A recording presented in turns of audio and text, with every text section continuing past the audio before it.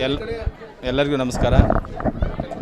ಇವತ್ತು ಮಾನ್ಯ ಜಿಲ್ಲಾ ಉಸ್ತುವಾರಿ ಸಚಿವರು ಮತ್ತು ಮಾನ್ಯ ಜಿಲ್ಲಾಧಿಕಾರಿಗಳ ನಿರ್ದೇಶನದ ಮೇರೆಗೆ ನಾವು ಲಕ್ಕುಂಡಿ ಗ್ರಾಮಕ್ಕೆ ಬಂದಿದ್ದೀವಿ. ಲಕ್ಕುಂಡಿ ಗ್ರಾಮದಲ್ಲಿ ಏನು ಕಸ್ತೂರವ್ವ ರಿತ್ತಿ ಮತ್ತು ಪ್ರಜ್ವಲ್ ರಿತ್ತಿ ಅವರ ಮಗ ಪ್ರಜ್ವಲ್ ರಿತ್ತಿ ಅವರ ಮನೆ ಪಾಯ ಅಗೆಯುವ ಸಂದರ್ಭದಲ್ಲಿ ಒಂದು ಮಡಿಕೆ ಸಿಕ್ತು.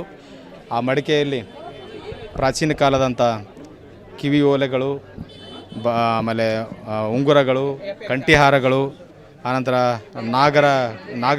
ನಾಗಕ್ಕೆ ಸಂಬಂಧಪಟ್ಟಂತೆ ಒಂದು ಏನು ವಸ್ತುಗಳು, ಒಟ್ಟಾರೆಯಾಗಿ ಟೋಟಲಾಗಿ 466 ಗ್ರಾಮ್ ಅಥವಾ 470 ಗ್ರಾಮ್ವರೆಗೆ ಇರ್ತಕ್ಕಂಥ ಒಂದು ಅಳತೆ ಮಾಡಲಾಗಿ ಇಷ್ಟೊಂದು ಏನು ಚಿನ್ನವನ್ನು ಸಿಕ್ಕಿದೆ.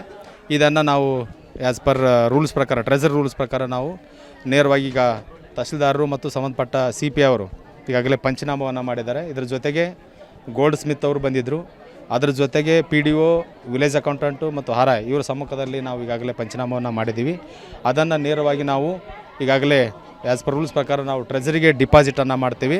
ಡಿಪಾಸಿಟನ್ನು ಮಾಡಿದ ನಂತರ ಏನು ಮಾನ್ಯ ಜಿಲ್ಲಾಧಿಕಾರಿಗಳ ನಿರ್ದೇಶನದ ಮೇರೆಗೆ ಮತ್ತೆ ಸರ್ಕಾರಕ್ಕೆ ಮಾಹಿತಿಯನ್ನು ಸಲ್ಲಿಸುವಂಥ ವ್ಯವಸ್ಥೆ ಮಾಡ್ತೀವಿ.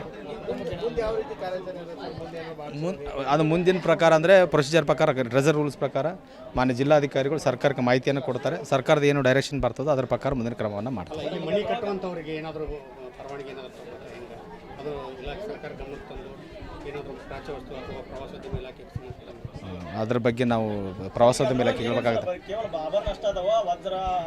ಇಲ್ಲ ಆಭರಣಗಳಷ್ಟೇ ಇದಾವೆ. ಒಂದು ಅವಳ ಅಂತ ಒಂದು ಏನು ಇದೆ ಅಷ್ಟೇ. ಇಲ್ಲ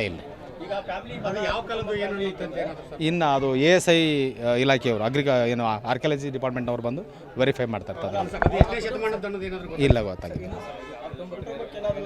ಕುಟುಂಬಕ್ಕೆ ಮಾನ್ಯ ಜಿಲ್ಲಾಧಿಕಾರಿ ನಿರ್ದೇಶನದ ಮೇರೆಗೆ ಮತ್ತು ಅದಕ್ಕೆ ಏನಾದ್ರು ಪರಿಹಾರ ಕೊಡುವಂಥ ವ್ಯವಸ್ಥೆ, ಅದು ಏನು ಕಾಯ್ದೆಯಲ್ಲಿ ಯಾವ ರೂಪ ನಾವು ತೊಗೋತೀವಿ ಅದರ ಪ್ರಕಾರ ಕೊಡಿಸುವಂಥ ವ್ಯವಸ್ಥೆ ಮಾನ್ಯ ಜಿಲ್ಲಾಧಿಕಾರಿ ಸಮಾಲೋಚನೆ ಮಾಡ್ತೀವಿ.